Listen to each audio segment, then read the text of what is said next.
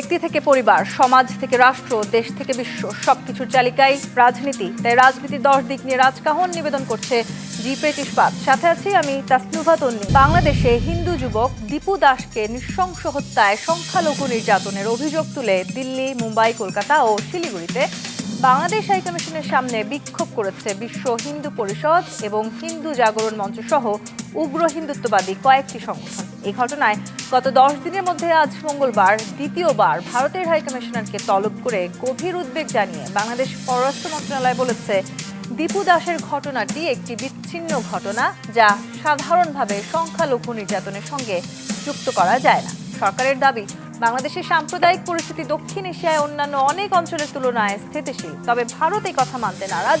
দেশটির parliamentary standing কমিটির এক সাম্প্রতিক প্রতিবেদন বলছে, 1971 সালের মুক্তিযুদ্ধের পর বাংলাদেশের বর্তমান রাজনৈতিক পরিস্থিতি ভারতের জন্য বড় উদ্বেগের। স্মরণকালের বাংলাদেশ ভারত সম্পর্কের এই অবনতি পর্যবেক্ষণ করে ঢাকায় নিযুক্ত রুশ রাষ্ট্রদূত বলছেন, ঢাকা দিল্লি উত্তেজনা এখন কেবল শুধু দুই দেশের জন্য নয়, বরং পুরো দক্ষিণ এশিয়া অঞ্চলের জন্য নেতিবাচক প্রভাব পড়তে পারে।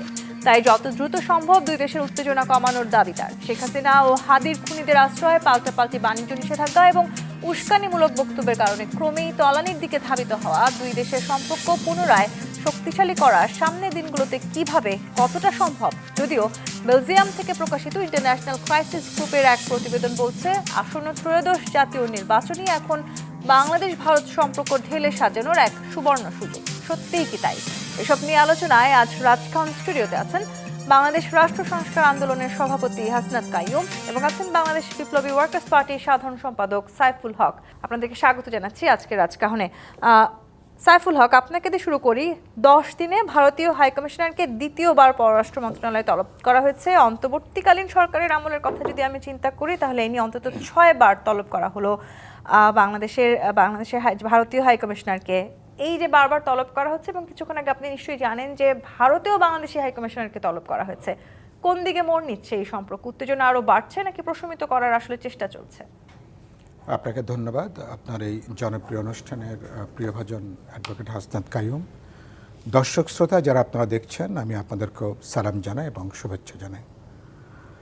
আপনি উল্লেখ করছিলেন যে বাংলাদেশ ভারত যে সম্পর্ক, এটা তো এমনিতেই আমাদের অভ্যুত্থানের পরে এটা তো এক ধরনের অচল অবস্থার মধ্যেই ছিল। সম্পর্কটা কোনো স্বাভাবিক সম্পর্কটা ছিল না। সম্প্রতি যেসব ঘটনাবলী, হাদির যে হত্যাকাণ্ড এবং তার আসামিদের ভারতে পালিয়ে যাবার যে সম্ভাব্য যে অভিযোগ, তারপরে ময়মনসিংহের গফরগাঁওতে ভালুকাই, সেখানে দীপু দাসকে যে খুবই বর্বরচিতভাবে যেভাবে তাকে হত্যা করে তারপরে ঝুলিয়ে পরে আগুন ধরানো হয়েছে, এটা তো বাংলাদেশের মানুষের মধ্যেই প্রচণ্ড ক্ষোভের জায়গা তৈরি করেছে। একটা চূড়ান্ত বর্বরতা। আমি বলেছি এটা আইএমএ জাহিলিয়াতের যুগেও এরকম কথা আমরা শুনিনি। কিন্তু এটা একটা নির্দিষ্ট ঘটনা। কিন্তু এটাকে ধরে যেটা আপনি বলছিলেন যে দিল্লিতে, কলকাতায়, মানে আগরতলা বা ত্রিপুরার এদিকেও বাংলাদেশ হাই কমিশন এবং উপ হাই কমিশনে হিন্দুত্ববাদী যারা চরমপন্থী তাদের দিল্লিতে পরপর কয়েকদিন বিক্ষোভ হয়েছে, কলকাতায় হয়েছে, এবং এক ধরনের উত্তাল পরিস্থিতি। এবং আজকে বিশ্ব হিন্দু পরিষদ এটা সম্ভবত ব্যানারটা দেখলাম, সম্ভবত তাদের যে বিক্ষোভ উত্তেজনা। গুরুত্বপূর্ণ হলো দিল্লির ক্ষেত্রে যদি বলি, তারা ডিপ্লোম্যাটিক জোনে, তো যেখানে তাদের ঢুকবার কোনো সুযোগ নেই। তার মানে যে তাদের ল এনফোর্সিং এজেন্সি তাদেরকে অ্যালাউ করেছে সেখানে যাওয়া পর্যন্ত। কলকাতার ক্ষেত্রে 500 গজ দূরে তাদেরকে থামিয়ে দিতে, কিন্তু কলকাতা দেখলাম যে আমি 1, 2 বা 3টে ব্যারিকেড নাকি ভেঙে তারপরে হিন্দু পরিষদ সেখানে গেছে। এটা খুবই অনাকাঙ্ক্ষিত। এবং তারা প্রথমত আমি যেটা বলতে চাই যে ভারত তো ধরুন এর আগে অভ্যুত্থানের আগের যে 15-16 বছর, তারা তো কেবল আওয়ামী লীগের উপরে বাজি ধরতে যেয়ে, এক ঝুড়িতে সমস্ত ডিম রাখতে যেয়ে এবং একটা কর্তৃত্ববাদী চরম একটা ফ্যাসিবাদী সরকারকে এক কাটা সমর্থন যোগাতে যেয়ে গোটা বাংলাদেশ এবং তার জনগণকে ভারতের বিরুদ্ধে ভারতে কিন্তু ঠেলে দিয়েছিল। এটাই বাস্তবতা। কিন্তু এরপরে গত 15 মাসে আমরা দেখলাম যে এরপরে আমাদের যে অভ্যুত্থান, ভারত কিন্তু রাজনৈতিক দিক থেকে বা মনস্তাত্ত্বিক দিক থেকে কিন্তু আমাদের এই অভ্যুত্থান, পরিবর্তন, সরকার, আমাদের যা কিছু আমরা চেষ্টা করেছি নতুন একটা গণতান্ত্রিক যাত্রার জন্য, ভারত এটাকে এখনও পর্যন্ত গ্রহণ করেনি। তারা বরঞ্চ তারা অপেক্ষা করছেন, তারা বললেন যাদের বলবার কথা না, এটার ব্যাপারে ধরে নীতি নির্ধারকরা কথা বলবেন, বিভিন্ন বাহিনী প্রধানরা যখন কথা বলেন যে নির্বাচিত সরকার না আসলে ভারত বাংলাদেশ সম্পর্কটা স্বাভাবিক হবে না, এবং তারা অপেক্ষা করছেন একটা নির্বাচিত সরকারের জন্য। তার বোঝা যায় বর্তমান অন্তর্বর্তী সরকারকে তারা রিকগনাইজ করছেন না, করতে চান না, তাদের সাথে তারা কাজ করতে চান না। ভারতের সাউথ ব্লকের যে দক্ষ, বিজ্ঞ, প্রজ্ঞাবান যেসব নীতি নির্ধারকরা, কোনো প্রতিবেশীর ব্যাপারে, কোনো একটা ইন্ডিপেন্ডেন্ট একটা দেশের ব্যাপারে কোনো সরকার এই ধরনের অ্যাটিটিউড তারা কিন্তু গ্রহণ করতে পারে না। ফলে এমনি তো, এবং ভারত দেখলাম গত কদিনে বেশ কমাসেই একটা বাংলাদেশ বিরোধী তৎপরতা, বাংলাদেশের আমরা কিছু সংকটের মধ্যে আছি, আমাদের এখানে কিছু ইন্ধন আছে, কিছু উস্কানি আছে, আমাদের সরকারে বড় দাগের অনেকগুলো ফেলিওর আছে। হাদির হত্যাকাণ্ড, এই যে মবের নামে যেগুলো ধারাবাহিকভাবে সংগঠিত হচ্ছে, এবং যার অনেকগুলো আমি মনে করি সরকারের কোনো না কোনো অংশ এর সাথে যুক্ত, পরোক্ষভাবে তাদের মদত আছে, ইন্ধন আছে। কারণ কোনো একটা মবের ঘটনায় আমরা গ্রেপ্তার এবং তাদের চার্জশিট, কোনো বিচারের কোনো ব্যাপার গত 1.5 বছরে আমরা কিন্তু লক্ষ্য করিনি। তার মানে যে সরকার হয় কি সরকার জিম্মি তাদের কাছে, তার মানে আপনি একটা পরিস্থিতি তৈরি করছেন অন্যদেরকে উৎসাহিত করবার জন্য। সর্বশেষ হাদির এই ঘটনা, তারপরে ধরুন ময়মনসিংহের ঘটনা, এবং এরপরে ডেইলি স্টারে এবং তারপরে প্রথম আলোতে, ছায়ানট এবং উদীচিতে যেভাবে হামলা, যাদের সাথে এই হাদির হত্যাকাণ্ডের কোনো দূরবর্তী কোনো সম্পর্ক আছে বলে কারো জানা নেই। তার মানে কি আপনি খুব পরিকল্পিতভাবে আপনি হামলা করছেন, আক্রমণ করছেন, এবং সরকার এটাকে হতে দিয়েছে এটাকে। তার মানে কি পুরো নির্বাচনটাকে কি অনিশ্চিত করে ফেলা, যে ঘটনাগুলোর কথা আপনি বললেন সাইফুল হক, সেই জায়গাটিতে এক ধরনের ভারত বিরোধী মনোভাবও কিন্তু আসলে কাজ করেছে। এবং আপনি যে গণমাধ্যমগুলোতে হামলার কথা বলেছেন, উদীচিতে কিংবা ছায়ানটে যে হামলার কথা বলেছেন, সেখানেও যখন হামলা হলো বা এই যে মবগুলো হচ্ছে, সেখানে এক ধরনের ভারত বিরোধী মনোভাবকে কাজে লাগানো হচ্ছে। আমি আপনার সঙ্গে একমত হব কিছুটা। এক কথায় বলি, ভারত বিরোধী মনোভাব তো আমাদের আছে, এবং এটার জন্য ভারতই প্রধানত দায়ী। ভারত বিরোধিতার মূল কারণটা সাম্প্রদায়িক নয়, মূল কারণটা রাজনৈতিক। আপনি 15-16 বছর আপনি একটা রেজিমকে একটা সমর্থন করতে যে গোটা দেশ এবং জনগণকে বাস্তবে আপনি বিরোধিতার জায়গায় আপনি কিন্তু নিয়ে গেছেন। সেখানেই প্রশ্ন, এই যে রাজনীতি নিয়ে যখনই কথা উঠছে, বাংলাদেশের রাজনীতি, তখনই আসলে ভারতের প্রভাবের কথা আমাদেরকে বলতেই হচ্ছে। সেইখান থেকে তো আমরা বেরিয়ে আসবার চেষ্টা করছিলাম, কিন্তু এই যে ভারত বিরোধী একটা মনোভাব তৈরি করা হচ্ছে বা তৈরি করার চেষ্টা করা হচ্ছে, সেই মনোভাবকেও আবার টার্গেট করা হচ্ছে। কারা তাহলে এই মনোভাবটাকে টার্গেট করছে? কারা রাজনীতিতে এই ভারত বিরোধী মনোভাবকে কাজে লাগাচ্ছেন? আপনাকে ধন্যবাদ, এবং আমার সহ আলোচক সাইফুল ভাইকেও ধন্যবাদ যারা শুনছেন। আপনার দুইটা বিষয় একদম পরিষ্কার, যেটা সাইফুল ভাই পরিষ্কার করার চেষ্টা করেছেন। এর একটা হচ্ছে যে ধরেন ভারতের যে সরকার, সেই সরকারের সাথে ভারতের জনগণের বিরোধ আমাদের সাথে তাদের যতটা বিরোধ তার চেয়ে বেশি, এবং ভারতের জনগণের জন্য ভারতের এই সরকার যত বড় সমস্যা, বাংলাদেশে ততটা না, কারণ তারা এখানে এতটা করতে পারে না। কিন্তু আপনি দেখবেন যে বাংলাদেশের যে সম্পর্ক, বাংলাদেশ ভারত সম্পর্কের মধ্যে এই সীমানা অতিক্রম করে সে বাংলাদেশের অভ্যন্তরীণ রাজনীতিতে সে যখন আসলে হস্তক্ষেপ করে, এবং এখানকার যে রাজনৈতিক শক্তিটাকে জনগণ আসলে অগণতান্ত্রিক কিংবা ফ্যাসিস্ট শক্তি মনে করে, এইটাকে যখন তারা আসলে এখানে টিকিয়ে রাখার চেষ্টা করে, এবং একেবারেই যেটা ধরেন কূটনৈতিক শিষ্টাচারের বাইরে গিয়ে, তখন স্বাভাবিকভাবে এখানকার আসলে যে জনগণ এইখানকার ফ্যাসিস্ট সরকারের বিরুদ্ধে তার যে মনোভাব তৈরি হয়, একই রকমের মনোভাব আসলে ভারত যেহেতু তাদেরকে মদত দেয়, ভারতের সরকারের বিরুদ্ধেও এই মনোভাবটা দাঁড়ায়। কিন্তু ভারতের সরকার কিংবা ভারতের আসলে যারা ওই শ্রেণীটা বিলং করে, যারা আসলে অধিপতি শ্রেণী কিংবা যারা আসলে শাসক শ্রেণী, তারা তাদের বিরুদ্ধে যে ক্ষোভ এখানকার জনগণের, সে ক্ষোভটাকে ভারতের বিরুদ্ধে ক্ষোভ কিংবা ভারতের জনগণের বিরুদ্ধে ক্ষোভ, এইভাবে আসলে ফ্রেমিংটা করতে চায়। এইভাবে ফ্রেমিং করে বাংলাদেশের জনগণকে ভারতের জনগণের শত্রুতে রূপান্তরিত করার যে চক্রান্ত, সেটার অংশ হিসাবে কিন্তু এই যে দীপু দাসের ঘটনা কিংবা অন্যান্য রাজনৈতিক ঘটনা, এগুলিকে তারা ব্যবহার করে। এবং এইখানে যারা আসলে এই ভারত বিরোধিতার যে গণতান্ত্রিক রূপ, এইটাকে যারা আসলে ধর্মীয় কিংবা ফ্যাসিস্ট জায়গায় নিয়ে যায়, তারা অনেকাংশে ভারত দ্বারা আসলে অনেকাংশেই তারা ভারতের স্বার্থ রক্ষা করে এবং অনেকেই হচ্ছে ভারতের সাথে সম্পর্কিত। ভারতের যে রাজনীতি, ভারতের যে উগ্র হিন্দুত্ববাদী রাজনীতি, সেই রাজনীতিটাকে সহায়তা করার জন্য এখানে উগ্র একটা ধর্মীয় রাজনীতি করার চেষ্টা করা হয়, কেউ কেউ করেছেন, এখনও করছেন।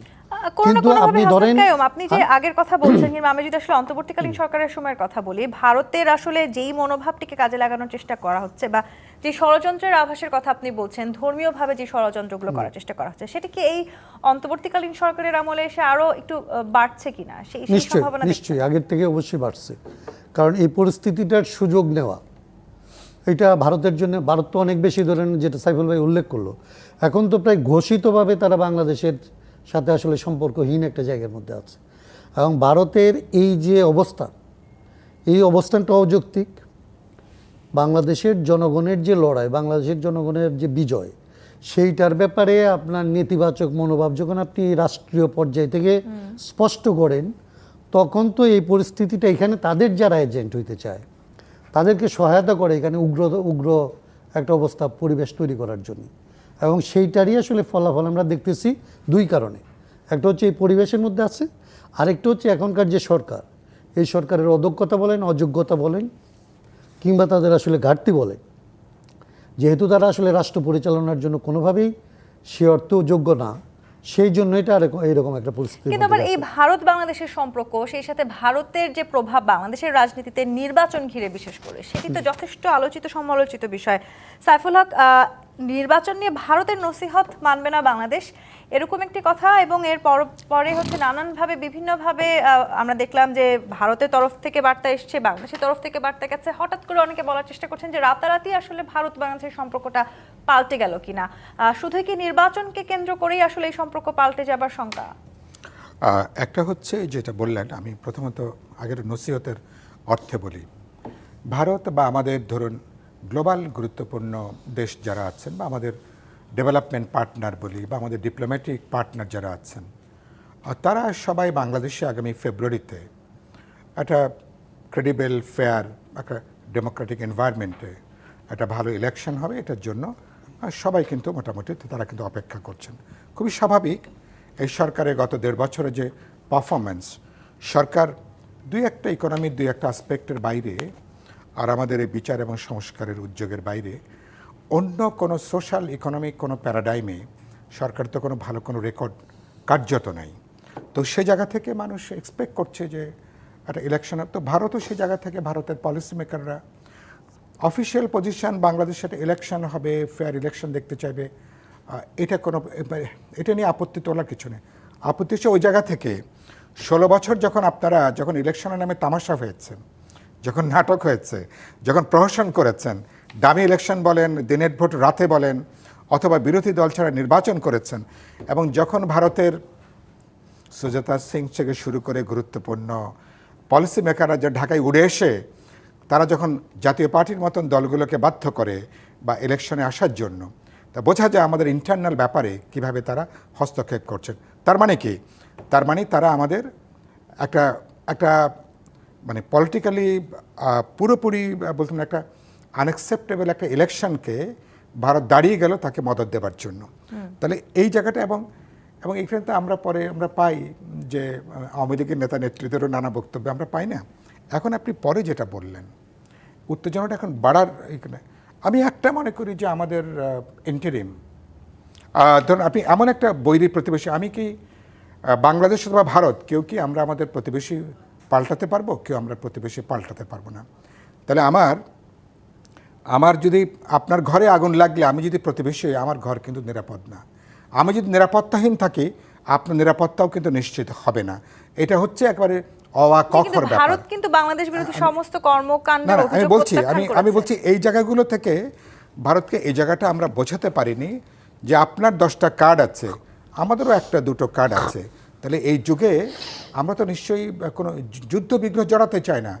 আমরা সমতা, ন্যায্যতা, সম অংশীদারিত্বের ভিত্তিতে আমরা দ্বিপাক্ষিক সমস্যাগুলো সমাধান করতে চাই। বিগত 16 বছর আসলে ভারতের যে প্রভাব আমরা বাংলাদেশের নির্বাচনে দেখেছি, বিশেষ করে যদি আমি 3টি নির্বাচনের দিকে তাকাই, সেই 3টি নির্বাচনে আসলে ভারত যেভাবে ফ্যাসিস্ট সরকারকে সহায়তা করেছে, অনেকেই মনে করছেন রাজনৈতিক বিশ্লেষকরা যে তাদের আসলে এই সহায়তা কিংবা তাদের এই শক্তিশালী প্রভাবের কারণে হয়তো পশ্চিমা দেশগুলো বিশেষ করে এই তিনটে নির্বাচন নিয়ে খুব বেশি কিছু বলবার সুযোগ পান না। একটা বড় কারণ এটা। এই জায়গাটিতে আমি এটা আসলে এগ্রি করব। বিরতির আমি এটা সময় আপনার সঙ্গে হয়েছে, একমত হব। বিরতি নিয়ে ফিরতে হবে। জি, দর্শক জি। জি ব্রিটিশ পাত নিবেদিত রাজখান থেকে বিরতি নিয়ে ফিরতে চাই, সাথেই থাকুন। জি ব্রিটিশ পাত নিবেদিত রাজখান দেখছেন। হাসনাত কাইয়ুম, যেই প্রশ্ন রেখে বিরতিতে গিয়েছিলাম, বিগত 3টি নির্বাচনের দিকে যদি আমরা তাকাই, সেই 3টি নির্বাচনে যেভাবে আসলে ভারত ফ্যাসিস্ট সরকারকে সহায়তা করেছে, যেটি নিয়ে আসলে অনেক আলোচনা সমালোচনা আছে এবং অনেকেই বলার চেষ্টা করছেন, বিশেষ করে রাজনৈতিক বিশ্লেষকরা এমনটাই বলার চেষ্টা করছেন যে ভারতের আসলে এই প্রভাব কিংবা তারা যদি এই 3টে নির্বাচনে আওয়ামী লীগ সরকারকে সহায়তা না করতো সেক্ষেত্রে হয়তো তারা জয়ী হতে পারতেন না, এবং তাদের এই প্রভাবের কারণে পশ্চিমা দেশগুলো এই 3টে নির্বাচন নিয়ে শক্তিশালী ভূমিকা রাখতে পারেনি। সামনের নির্বাচনে তাহলে কি হতে যাচ্ছে? এখন তো পরিস্থিতি কিংবা আমি যদি বলি দুই দেশের কূটনৈতিক যে সম্পর্ক, সেখানে উত্তেজনা আরো অনেক বেশি বাড়ছে। না, সামনের নির্বাচন নিয়ে এইটা এখনো পর্যন্ত ধরেন একটা অভ্যন্তরীণ ব্যাপার। এখনো পর্যন্ত আমি মনে করি যে এই নির্বাচনের এখন পর্যন্ত সবচেয়ে বড় চ্যালেঞ্জ হচ্ছে নির্বাচনের সময় আইন শৃঙ্খলা পরিস্থিতি আসলে সরকার কতটা রক্ষা করতে পারবে। নির্বাচনের সময় যে একটা প্রশ্ন ধরেন ভারতের দিক থেকে তোলার চেষ্টা করা হচ্ছে যে ইনক্লুসিভনেস, তো আমার কাছে এটা মনে হয় যে এই প্রশ্নটাকে আসলে তারা পশ্চিমাদেরকে খুব বেশি দূর পর্যন্ত কনভিন্স করতে পারবে না, এই জন্যে যে আওয়ামী লীগের এখন পর্যন্ত যে বিচারের প্রক্রিয়ার মধ্যে তারা আছে এবং তারা যেইভাবে আসলে জাতিসংঘের রিপোর্ট থেকে শুরু করে আন্তর্জাতিক সমস্ত মাধ্যমে তারা যেভাবে এইখানে আমাদের জনগণের বিরুদ্ধে যেই ধরনের হত্যাকাণ্ড চালাইছে, যে ম্যাসিভ আকারে, এবং ফ্যাসিজমের যে চূড়ান্ত নমুনা তারা এখানে দেখাইছে, এগুলি হচ্ছে সারা দুনিয়ার কাছে খুবই স্পষ্ট। এগুলি কেবলমাত্র আমাদের রিপোর্ট, আমাদের দেশের অভ্যন্তরীণ রিপোর্ট তা দিয়ে হয় না, বরং একটা সময় তো আমরা বাইরের রিপোর্টের উপরে নির্ভর করে আমাদের এই সমস্ত জিনিসকে বিবেচনা করতে হয়েছে। সেই দিক থেকে ভারত প্রভাব বিস্তার করার চেষ্টা করতে পারে, কিন্তু আমার কাছে কিন্তু মনে হয় আপনি না। যে যখন ইনক্লুসিভ নির্বাচনের কথা বলছেন, ভারত কিন্তু এখনো দাবি করছে যে এবারে নির্বাচন বাংলাদেশে কতখানি ইনক্লুসিভ হতে এটাই পারে সেটি বলছিলাম। নিয়ে তারা প্রশ্ন তুলছে। সেখানে তার মানে নিশ্চয়ই আওয়ামী লীগ এই নির্বাচনে অংশগ্রহণ করতে পারছে না, সেটি অনেকটাই সহজ বোঝা আমাদের জন্য। কিন্তু সেই সমীকরণে আবার ভারতের এই ইনক্লুসিভ নির্বাচনের যে চাহিদা, সেটি নতুন করে কোনো রাজনৈতিক মোড় ঘোরাতে পারে কি? না, আমি মনে করি না। আমি মনে করি যে এখন পর্যন্ত নির্বাচনের যে প্রক্রিয়া আছে তার মধ্যে আপনি একজন অপরাধী যদি হয়, একটা দল যেটা বিচারাধীন একটা অবস্থার মধ্যে আছে, তাকে আসলে সুযোগ দেওয়া দিয়ে ইনক্লুসিভ ব্যাপারটা বোঝায় না। বোঝায় হচ্ছে অভ্যন্তরীণ যে পরিস্থিতি, এখানে আপনি প্রার্থী হইতে চাচ্ছে যারা, তারা পারছে কিনা, যে ভোট দিতে চাইতেছে সে ভোট দিতে যাইতে পারতেছে কিনা, তার ভোট দিলে আসলে ভোটটা কাউন্ট হচ্ছে কিনা। মানে আমি যেটা বলতেছিলাম যে অভ্যন্তরীণ ক্ষেত্রে নির্বাচনের জন্য যেই ধরনের পরিবেশ তৈরি করা দরকার, সেইটা আসলে ঠিক মতো এই সরকার করতে পারতেছে কিনা, এইটার উপরে আসলে অনেকাংশে নির্ভর করবে যা ভবিষ্যতে এই নির্বাচনের গ্রহণযোগ্যতা। আওয়ামী লীগ এখানে অংশ নিতে পারলো না শুধুমাত্র এই কারণেই এই নির্বাচনের ইনক্লুসিভ ক্যারেক্টার নষ্ট হবে, এটা আমাদের মনে হয় না। জি, কিন্তু সেটি আসলে এই নির্বাচন ঘিরে নষ্ট হবে না সেটি আমরা ভাবার চেষ্টা করছি। কিন্তু সাইফুল হক, এই সরকার আসলে এই ভারত বাংলাদেশের যে সম্পর্ক কিংবা নির্বাচন ঘিরে যদি এই সম্পর্কের কোনো প্রভাব পড়ে, সেটি আসলে কূটনৈতিকভাবেই তো মোকাবেলা করতে হবে। সেই কূটনৈতিক সক্ষমতা এই অন্তর্বর্তীকালীন সরকারের যারা উপদেষ্টা আছেন বা যারা এই সম্পর্ক নিয়ে কাজ করছেন তাদের আছে বলে কি আপনি মনে করেন? আগের পার্টে একটু কথা বলি, পরে আপনার এই মন্তব্যটা করব। প্রথম হচ্ছে আমি মনে করি যেটা হাসান কাইম বললেন, আমি মানে একটু কমপ্লিমেন্টারি কমেন্টস করি। প্রথমত আগামী নির্বাচন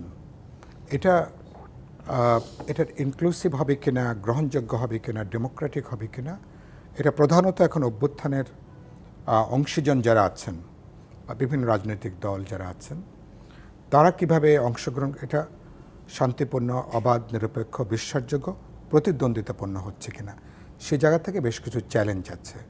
ল এনফোর্সিং এজেন্সির উইকনেস আছে, পেশাগত দায়িত্বের ঘাটতি আছে, এবং ইতিমধ্যেই এক ধরনের আতঙ্কের জায়গাটা তৈরি হয়েছে প্রার্থীদের, রাজনৈতিক দলের, এরকম একটা জায়গাটা আছে। সেদিক থেকে সরকার এখনো পর্যন্ত এ ব্যাপারে খুব আস্থার জায়গাটা তৈরি করতে পারেনি। এখন আমি বিশ্বাস করি 29 তারিখে মনোনয়নপত্র জমা হওয়ার পরে এরপরে যে সময়টা যাবে, 17 বছর ধরে মানুষ যে নির্বাচনের জন্য অপেক্ষা করছে, মানুষ নানা ঝুঁকি, নানা কিছু মোকাবেলা করে মানুষ যাবেন, মানুষ তার ভোটটা এবার মানুষ প্রয়োগ করতে চাইবেন। কিন্তু গুরুত্বপূর্ণ হলো, আমি বরঞ্চ একটু উদ্বিগ্ন রাজনৈতিক দলগুলোর রাজনৈতিক প্রতিযোগিতা যদি একটা সহিংসতা পর্যবেসিত হয়, রাজনৈতিক সম্পর্কের মধ্যে আমি ইতিমধ্যে যে উষ্ণতা, যে বৈরিতা দেখছি, এটি যারা বাড়তে থাকে, এবং যদি একটা জবরদখল, জবরদস্তি, বল প্রয়োগের ব্যাপার দাঁড়িয়ে যায়, আগামী নির্বাচন যদি প্রশ্নবিদ্ধ হয়, পার্লামেন্ট প্রশ্নবিদ্ধ হবে, এর মধ্য দিয়ে যে সরকার গঠিত হবে তাদেরকে অপ্রয়োজনীয় বিতর্কের মধ্যে হাঁটতে হতে পারে। আমি বরঞ্চ উদ্বিগ্ন যে সেই ক্ষেত্রে বরঞ্চ যারা প্রধান স্টেক হোল্ডার তাদের বরঞ্চ দায়িত্ব জায়গাটা অনেক বেশি।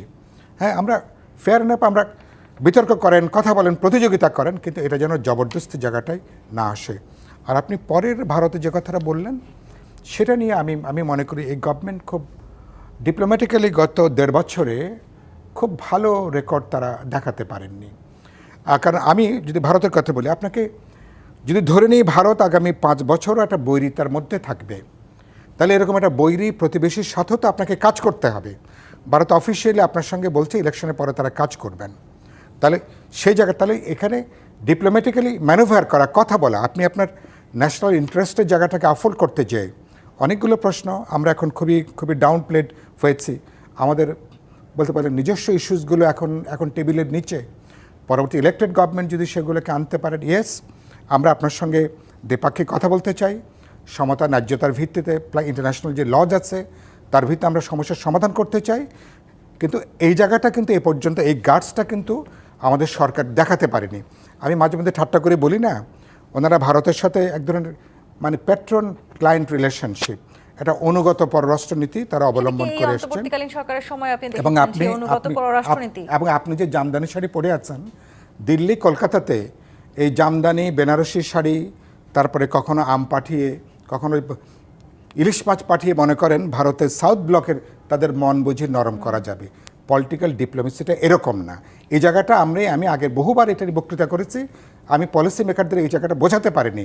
ব্যাপারটা এরকম না। এবং দুর্ভাগ্যজনক যেটা আপনি বলছিলেন, আমাদের যারা ডায়ালগে যান অধিকাংশ ক্ষেত্রে তাদের একেবারে পেশাদারিত্বের ক্ষেত্রে অনেক খুবই নিম্ন পর্যায়ের। এটা আমার বন্ধুরা যারা গেছেন, আমি এটা খুব ক্লোজলি জানি।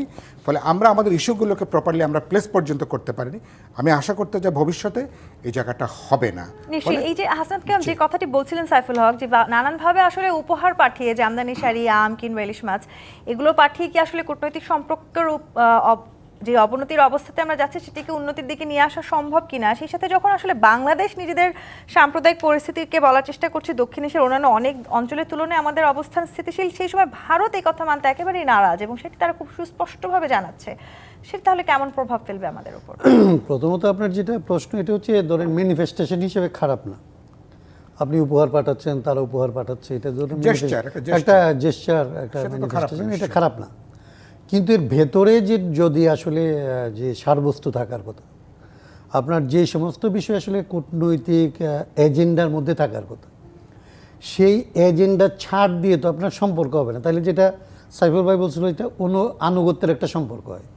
আপনি ভারত বাংলাদেশের মধ্যে এখন পর্যন্ত আমাদের প্রবলেম কী ছিল? আমাদের প্রবলেম ছিল যে আমাদের সীমান্তে ওরা আসলে মানুষ হত্যা করে। দুনিয়ার কোনো দেশের সীমান্তে এই লেভেলে হয় না। আমাদের সাথে ওরা বলে এরা আমাদের বন্ধু রাষ্ট্র, আমাদেরকে ফেন্সিং করছে। জাস্ট গাজাতে যেটা হয়, গাজায় যেটা করছে এই মডেলের সেকেন্ডটা হচ্ছে এখানে। আপনি বলছেন যে আমাদের খুব ভালো প্রতিবেশী, আমার সমস্ত প্রাকৃতিক পরিবেশ, আমার পানি যেটার উপরে বাংলাদেশ দাঁড়ানো, সে পানির জায়গা থেকে আমাকে বঞ্চিত করা হচ্ছে ক্রমাগত। এটা কোনোভাবেই এজেন্ডাভুক্তই করা যাচ্ছে না, আলোচনায় আসছেই না। আপনার এর বাইরে বাণিজ্য ঘাটতি, এর বাইরে হচ্ছে আমার অভ্যন্তরীণ রাজনীতির মধ্যে তার হস্তক্ষেপ, এবং এই রাজনৈতিক হস্তক্ষেপ এখানে সাম্প্রদায়িক পরিস্থিতিটাকে তৈরি করে। কিন্তু আবার সরকার প্রধান কিন্তু এটিও বলতে শুনেছে যে তিনি আসলে ভারতকে যা কিছু দিয়েছেন সেটি ভারত কখনোই ভুলবে না। না, সেইটাই তো হচ্ছে আসলে এটা কূটনৈতিক সম্পর্কের বাইরে, এটাই হচ্ছে রাজনৈতিক আনুগত্যের চূড়ান্ত সীমানা, যেটার কারণে আসলে সম্পর্ক হয় নাই, আনুগত্য হয়েছে। একটা পারস্পরিক সম্পর্ক দুইটা রাষ্ট্রের মধ্যে যেরকম হওয়ার কথা, সেটা তো আরেকটা জিনিস। এটা তো আপনার আমার যেটা বললো যে এরকম বন্ধুত্বের সম্পর্ক না। রাষ্ট্রীয় বন্ধুত্ব মানে তো হচ্ছে আপনার রাষ্ট্র আমার রাষ্ট্রকে ক্ষতি করবে না, আমি আপনার রাষ্ট্রের ক্ষতি করব না, সেইটা। ও আপনি ক্রমাগত ক্ষয়ক্ষতি যা করার সেটা আপনি করতে থাকবেন, এবং আমি এটা নিয়ে কোনো কথা তুলব না, এইটার নাম তো আসলে পারস্পরিক সম্পর্ক না। আমি যে জায়গাটা বলতে চাচ্ছিলাম, আসলে ভারতের সাথে ভারত যেটা সমস্যা করছে আমাদের, তারা আমাদের অভ্যন্তরীণ রাজনীতিতে যে হস্তক্ষেপ করে, এই হস্তক্ষেপের কারণে এখানকার সাম্প্রদায়িক যে সম্প্রীতি যেটা আমাদের থাকার কথা, সেইটা যেইভাবে নষ্ট হইতে পারে, তারা এই হস্তক্ষেপটা সেইভাবে করে। কারণ ভারত এই পুরো সাউথ ইস্ট এশিয়ার মধ্যে একটা সাম্প্রদায়িকতার রাজনীতির মধ্যে কিংবা ধর্মীয় ফ্যাসিস্ট রাজনীতির নেতৃত্ব দেয়, যারা ওইখানে আসলে শাসক হিসেবে যারা বসে আছে, সে তো তার নিজের মানুষকে আসলে বিভক্ত করে তার নিজের মানুষের মধ্যে যে সাম্প্রদায়িক পরিস্থিতি তৈরি করছে, ওইখানে তারা যে সমস্ত, যেটা সাইফুল ভাই বলতেছিল, তাহলে আমরা কি করি? আমরা আসলে আমাদের যারা যায় তারা এক বছরে কতজনকে আসলে খুন করছে কোন প্রভিন্সে, এবং তার মধ্যে কতজন আসলে মাইনরিটি, সেটা নিয়ে আমরা কোনো কথা বলি না। কারণ আমরা আমাদের ওইখানকার যে মাইনরিটি মারা যাচ্ছে তাকে আমি বিলং করি না। সারা দুনিয়ার আসলে নির্যাতিত মানুষ আমার মানুষ হওয়ার কথা, সারা দুনিয়ার নিপীড়িত মানুষ আমার মানুষ হওয়ার কথা। তাহলে আমার একেবারে যদি সাম্প্রদায়িক জায়গাটা, তো এখানে ধর্মীয় সাম্প্রদায়িকতা তোলা হয়, তা আমার ধর্মের যারা নিপীড়িত মানুষ তাদের ব্যাপারে তো তাদের সাথে আমরা কখনো, তারা যে সমস্ত পরিস্থিতি তৈরি করে, আমাদের এখানে পরিস্থিতি হলে ওরা যেভাবে আসলে উচ্চবাচ্য করে, তারা যখন এই পরিস্থিতিগুলি তৈরি করে এবং আইনগতভাবে করে, আইন তৈরি করে করে, আমাদের এখানে তো একটা ইনসিডেন্ট হয়েছে, এটাকে নিয়ে তারা উচ্চবাচ্য করছে। আর ভারত, তার এই সরকার আইনিভাবে কিভাবে আসলে মাইনরিটিকে, মুসলিম মাইনরিটিকে ক্লিনজিংয়ের দিকে নিয়ে যাওয়া যায়, কিভাবে তাদেরকে জেলে দেওয়া যায়, কিভাবে তাকে বন্দি শিবিরে পাঠানো যায়, তার জন্য যখন আইন করে, তখন এখানকার আসলে যারা দায়িত্বে থাকে তারা এগুলি নিয়ে কোনো ধরনের আন্তর্জাতিক নর্মস অনুযায়ী যেটা বলার কথা, প্রতিবেশী হিসেবে যেটা বলার কথা, একই ধর্মের মানুষ হিসেবে এখানকার যে আসলে সিকিউরিটি, এরা এগুলি করলে যেখানে সিকিউরিটি বিঘ্নিত হয়, এগুলির জায়গা থেকে যেভাবে কথা বলার কথা, একটা জায়গায় তাহলে আমাদের কি লোকেরা হাসান কথা ক্যাম্প বলে শুধু এই পাল্টাপাল্টি বিবৃতি দিয়ে এই না, এটা পরিবেশ পাল্টাপাল্টি শান্ত হবে? বিবৃতির প্রশ্ন না, এটা হচ্ছে তারা যদি আপনাকে এই বিবৃতি দেখায়, আপনার আসলে এই বিবৃতিটা দেখাইতে হবে। সেটাই আমার প্রশ্ন। শুধু পাল্টাপাল্টি আমি বিবৃতি দিলাম, সেটি করে কি এই সম্পর্কের অবনতি জায়গাটি থেকে আমরা বেরিয়ে আসতে না, পারবো? আমাদের সেটি সম্ভব? সম্পর্কের বাইরে আসার জায়গাটা হচ্ছে যে, ধরেন প্রথমত আমাদের জায়গা থেকে এটা শো করা যে আমরা তাদের কোনো ধরনের ক্ষতি করার, মানসিকভাবেও আসলে এই রাষ্ট্রের জায়গা থেকে এটা না করা, এবং আমরা যে করছি না এটা দেখানো, এবং এখানে যা হচ্ছে তাদের জন্য সেইটা তাদেরকে দেখানো, তাদের রাষ্ট্রীয় পর্যায়ে না কেবলমাত্র, তাদের জনগণের পর্যায়ে, তাদের সিভিল সোসাইটি, তাদের নিশ্চয়ই, ঠিক। পিপল, কিন্তু তারা ভারতের- যাতে এটা বুঝতে পারে যে আমরা আসলে করছি না। আমার উজানে বৈশা যদি আমাকে বলে যে তুমি আমার পানি গুলা করতেছো, তাহলে অ্যাটলিস্ট আমাকে বলতে হবে যে আমি ভাটিতে আমি তোমার পানি গুলা করতে পারি না। জি, আবার ভারতের প্রতিবেদনের দিকে যদি আমি তাকাই, সাম্প্রতিক একটি প্রতিবেদনে তারা বলছে যে 1971 সালের মুক্তিযুদ্ধের পর বাংলাদেশের বর্তমান যে রাজনৈতিক পরিস্থিতি, সেটি ভারতের জন্য সবচেয়ে বড় উদ্বেগের বিষয়। বাংলাদেশের রাজনৈতিক পরিস্থিতি নিয়ে ভারতের এত বড় উদ্বেগ কেন? সেটিও তো না। একটি বড় প্রশ্ন। আমি এই উত্তরটি নিব আপনার কাছে সাইফুল হক। আরেকটি বিরতি নিয়ে ফিরতে হবে। জি25 ইস্পাত নিবেদিত রাজকাহন থেকে আরেকটি বিরতি নিয়ে ফিরছি, সাথেই থাকুন। জি25 ইস্পাত নিবেদিত রাজকাহন দেখছেন। সাইফুল হক, এই যে ভারত বলার চেষ্টা করছে 1971 সালের মুক্তিযুদ্ধের পর বাংলাদেশের বর্তমান যে রাজনৈতিক পরিস্থিতি, সেটি ভারতের জন্য বড় উদ্বেগের, এবং স্মরণকালের বাংলাদেশ ভারত উত্তেজনা এখন কেবল শুধু দুটি দেশের জন্য নয়, বরং পুরো দক্ষিণ এশিয়া অঞ্চলের জন্য এক ধরনের ইতিবাচক প্রভাব পড়বে, সেই আলোচনাও আসছে সামনে। কয়েকটি ঘটনা, কিংবা আমি যদি বলি বিচ্ছিন্ন কয়েকটি ঘটনাকে ঘিরে আসলে দুটো রাষ্ট্রের মধ্যে এই ধরনের উত্তেজনাকে আসলে আমরা কতখানি সমর্থন করতে পারি, সেই সুযোগ কতখানি আছে? একটা হচ্ছে, হ্যাঁ, কথাটা যদি ফর্মালি বলি, হ্যাঁ, এটা ভারত বাংলাদেশ সম্পর্ক আমরা আগে শুনলাম না যে ইতিহাসের সর্বোচ্চ শিখরে, এখন আমরা আওয়ামী লীগ আমলে শুনতাম আমাদের বন্ধুত্ব স্বামী স্ত্রীর মতন, আমাদের বন্ধুত্ব সর্বোচ্চ শিখরে, আমরা অনেক কথা শুনেছি না। একটা রাষ্ট্রের সরকারের দ্বিতীয় ব্যক্তি বলছেন, দিল্লি আছে তো আমরা আছি, আমরা আছি তো দিল্লি আছে। এই কথা বলার পরে তিনি দলেরও সেক্রেটারি ছিলেন, মন্ত্রীও ছিলেন, এটা নিয়ে তাকে কোনো জবাবদিহি করতে হয়নি। তো বোঝেন, মানে একটা এত বড় ইম্পর্ট্যান্ট দল যারা শাসক, তাদের যখন পলিসি মেকার এই কথা বলে গেল, একটা। দুই হলো যে, মানে আপনি যেটা বলেন ভারতের কথা বলেন, কথা সত্য, এখন এই জায়গাটা ভারত এটাকে নিয়ে গেছে। এক, হাসান কাইম একটু বলবার চেষ্টা করলেন, বিশেষ করে নরেন্দ্র মোদী সরকার, এনডিএ যে জোট যেটা, এবং তারা পলিসি হিসাবে একটা রাষ্ট্রগতভাবে একটা সাম্প্রদায়িক, তারা একটা মেরুকরণের রাজনীতি তারা গ্রহণ করেছে। বাংলাদেশে যদি একটা সাম্প্রদায়িক পরিস্থিতি তৈরি করা যায়, নরেন্দ্র মোদীকে কেন্দ্র করে, বিজেপিকে কেন্দ্র করে সাম্প্রদায়িক মেরুকরণটাকে আরও এটাকে গড়ে তোলা সম্ভব। পাকিস্তানের বিরুদ্ধে যদি জিগির তোলা যায়, অথবা পার্শ্ববর্তী অন্য কোনো প্রতিবেশীর ব্যাপারে আর কি। তো তার মানে এটা তাদের একটা ঘোষিত একটা পলিসির জায়গা থেকে এই জায়গাটা এসছে আর কি। তাহলে সুতরাং এটা, এই জায়গাটা যদি কোনো স্টেট, কোনো একটা সরকার, তারা যদি বছরের পর বছর এরকম একটা পলিসি তারা যদি গ্রহণ করে, তখন তারা তো চেষ্টা করবে আমাদের বাংলাদেশের এ ধরনের একটা যদি পরিস্থিতি থাকে, তাহলে ভারতের অভ্যন্তরীণ তার মেরুকরণ, একটা সাম্প্রদায়িক মেরুকরণের ক্ষেত্রে, এবং ভারতের কেবলমাত্র মুসলমান না, এমনকি ভারতের যারা প্রান্তিক মানুষ, শ্রমজীবী মানুষ, অন্যান্য ধর্মবিশ্বাসী মানুষ, তারাও তো আজকে গভীর উদ্বেগ এবং আতঙ্কের মধ্যে। সে নিজের দেশে তার যে অ্যাট্রোসিটি, তার সমাজের নানা অংশের বিরুদ্ধে, এটা একটা বড় ইস্যু। আর একটা গুরুত্বপূর্ণ কথা আপনাকে বলতে চাই। ধরুন আমি আপনাকে এটা বলছিলাম যে আমার ঘরে যদি আগুন জ্বলে, আপনি আমার প্রতিবেশী হলে আপনার ঘরটা কিন্তু নিরাপদ না। বাংলাদেশ যদি বড় কোনো সিকিউরিটি থ্রেট যদি বাংলাদেশে তৈরি হয়, এটা এটা ডেফিনেটলি ভারতের জন্য এটা একটা সিকিউরিটি থ্রেট। আবার ভারতে যদি কোনো সিকিউরিটি থ্রেট থাকে, ভারতের আমাদের 3 পাশে যে দেশগুলো আছে বা রাজ্যগুলো আছে, পশ্চিমবাংলায় বলি, 7 সিস্টার বলি, তাহলে আমরা এমন একটা গ্লোবাল ভিলেজে বাস করি, একা একা নিজের সিকিউরিটি নিশ্চিত করা যায় না।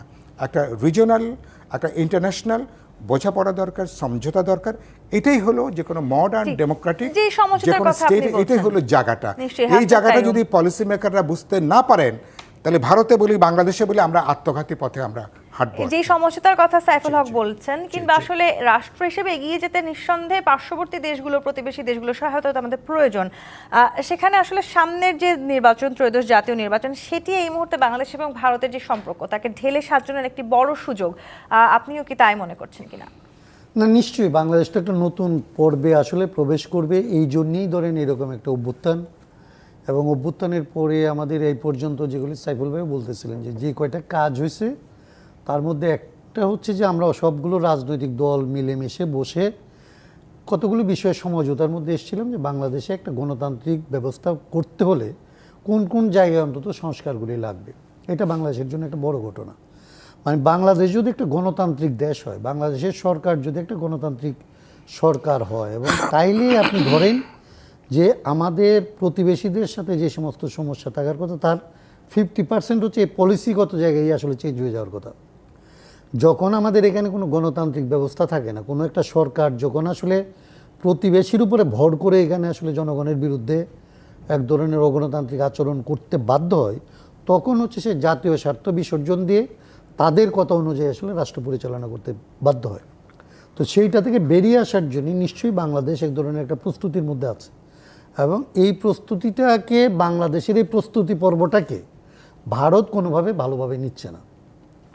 ভারত নিশ্চয়ই অবজার্ভ করে আমাদের, আপনি যেটা বলতেছিলেন, আমাদের পশ্চিমা বন্ধুরা কিংবা অন্যান্যরা, তারা তো প্রত্যেকে লক্ষ্য করছে যে আসলে বাংলাদেশ একটা ট্রানজিশনাল পিরিয়ড পার হয়ে একটা ডেমোক্রেটিক প্রসেস স্টার্ট করার জন্য চেষ্টা করতেছে। ভারতেরও নিশ্চয়ই চেষ্টাটা যে করছি আমরা, এটা তাদের নজরে আছে, তাদের সমস্ত। তাইলে এই প্রচেষ্টাকে সে কেন আসলে ভালোভাবে নিতে পারে না? তার কারণ হচ্ছে সে বাংলাদেশ একটা গণতান্ত্রিক, স্বয়ংসম্পূর্ণ, স্বাধীন মানুষের রাষ্ট্র হয়ে উঠুক, এইটা সে আসলে নিতে চায় না। সে আসলে তার পুতুল কিংবা তার আসলে ক্রীড়নকরা এইখানে আসলে শাসন করবে, এই রকমের একটা ব্যবস্থাকে চায়, এবং স্থায়ীভাবে ভারতের জনগণের সাথে এখানকার জনগণের একটা দ্বন্দ্বকে সে আবার এই প্রমোট যে করতে চায়। ভারতের মধ্য দিয়ে শেখ হাসিনা বা আওয়ামী লীগের পুনর্বাসন নিয়ে যে সন্দেহের বীজ বপন হচ্ছে, সেটিও তাহলে মাথাচাড়া দিয়ে উঠবে না, কিনা? নিশ্চয়ই নিশ্চয়ই সেটাই তো হচ্ছে।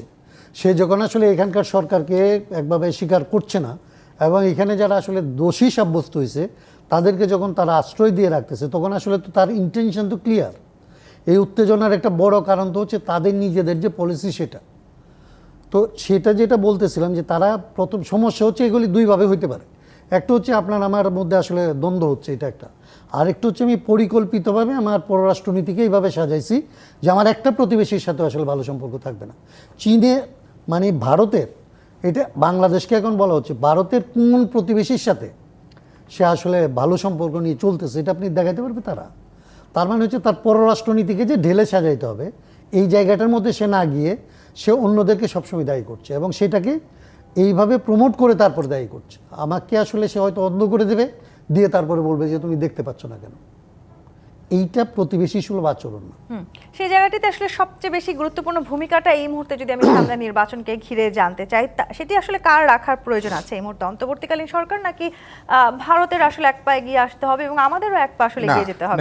ছোট করে যদি উত্তরটা না, আমাদের নির্বাচনে ভারতের দিক থেকে যদি সবচেয়ে ভালো হয়, ভারতের একটা পলিটিক্যাল জেস্চার থাকবে, ভারতের ডিপ্লোম্যাটিক জেস্চার থাকবে এখানে, এবং ভারত এমন কোনো কাজ করা উচিত না যেটা আমাদের নির্বাচনের ক্ষেত্রে কোনো ঝুঁকি তৈরি করবে, কোনো শঙ্কা তৈরি করবে, মানুষের মধ্যে আতঙ্ক তৈরি করবে, কোনো ধরনের নাশকতার জায়গা তৈরি করবে। কথাটা কেন বলছি? বাংলাদেশে যদি একটা ডেমোক্রেটিক গভর্নমেন্ট থাকে, পপুলারলি ইলেক্টেড গভর্নমেন্ট থাকে, বরঞ্চ এই গভর্নমেন্টের সাথে ভারতের বরঞ্চ ডিল করাটা রাজনৈতিক দিক থেকে অনেক বেশি সহজ।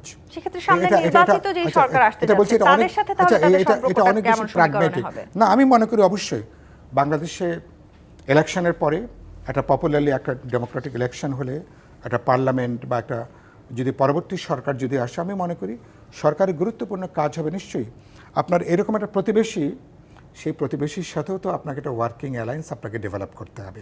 আমি তো প্রতিনিয়ত যুদ্ধ করে তো আমি আমার এখানে অভ্যন্তরীণ শান্তি বলি অথবা নিরাপত্তা বলি বা উন্নয়নের প্রশ্ন বলি, এটা কখনোই করতে পারবো না। সেই জন্য আমি যে কথাটা সবসময় বলি, আমি আমার জাতীয় স্বার্থের প্রশ্ন যেমন আমি অটল, আমি মিউচুয়ালি আমরা বেনিফিটেড হই, সে জায়গাটা নিশ্চয়ই আমি আলাপ আলোচনা করে বোঝাপড়া করতে চাই। একই সাথে আমি আমার সকল প্রতিবেশীর সাথে আমি এই যুগটা এরকম, ধরেন ভারতের জন্য অসাধারণ সুযোগ ছিল এই রিজনে। ভারত তার সবার সাথে এই গোটা ধরুন যেটা আসিয়ান কান্ট্রিগুলো করছে, ইউরোপিয়ান ইউনিয়ন যেটা করতে পারে, দুর্ভাগ্যজনকভাবে সাম্প্রদায়িক রাজনীতি খেলতে যে দীর্ঘদিন পাকিস্তান বিরোধী এখন বাংলাদেশ বিরোধী পলিসি গ্রহণ করতে যে ভারত যে রোলটা প্লে করতে পারত এখানে, এই গোটা অঞ্চলটাকে একটা ডেভেলপমেন্টের হাব হিসাবে নিয়ে মিউচুয়ালি কীভাবে আমরা বেনিফিট, প্রত্যেকের আমাদের বেশ কিছু কম্পারেটিভ অ্যাডভান্টেজ আছে in terms of economy, in terms of social capital, বহু দিক থেকে, কিন্তু ভারত এগুলোকে রিকগনাইজ করেনি। সুতরাং এই সদিচ্ছাটা ভারত আসবে। ধন্যবাদ। আমি মনে করি পরবর্তী ইলেক্টেড গভর্নমেন্ট যদি আমি সেই জায়গায় যদি আসতে পারি আমাদের জন্য হতে একটা ভালো ভবিষ্যৎ। অসংখ্য ধন্যবাদ আজকে আমাদেরকে রাজখানের সময় দেওয়ার জন্য। দর্শক, জিপিটি ইস্পাত রাজখান থেকে বিদায় নিচ্ছি আজকের মতো। ফিরবো আগামীকাল রাত 10টায় নতুন রাজকাহন নিয়ে। ডিবিসির সঙ্গেই থাকুন।